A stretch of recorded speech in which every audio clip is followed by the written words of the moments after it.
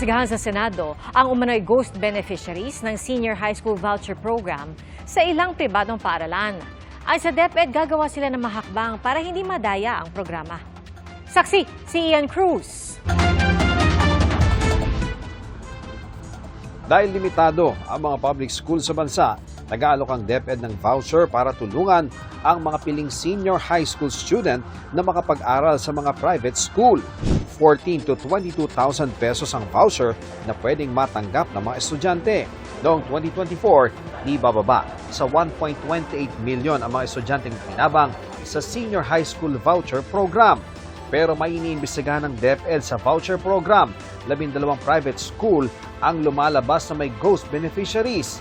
Nagagamit umano ng paaralan ang pangalan at reference number ng ilang estudyante para makakubra sa DepEd kahit hindi sa kanila nag-aaral ang estudyante. Noong nakarang school year, mahigit 12,800 ang ghost beneficiaries umano kaya 245 million pesos ang hindi binayaran ng DepEd sa mga pribadong paaralan. Mahigit 1,300 naman ang umano'y ghost beneficiaries na natuklasan ngayong school year, katumbas ng 25 million pesos na halaga ng mga voucher. Pinag-aaralan ng DepEd kung may kasabwat sa kagawaran ang mga pribadong paaralan. Kung mapapatunayang may anomalya nga, pwede itong maging basehan para ma-terminate ang voucher program para sa sangkot na eskwelahan. Yun talagang pinag-aaralan namin dahil yung ibang impormasyon, iilang tao lang ang may hawak noon. So, yun talaga titingnan namin kung may kasabwat dito. 3 ang paaralang iniimbestigahan sa Bulacan at 2 sa Pangasinan.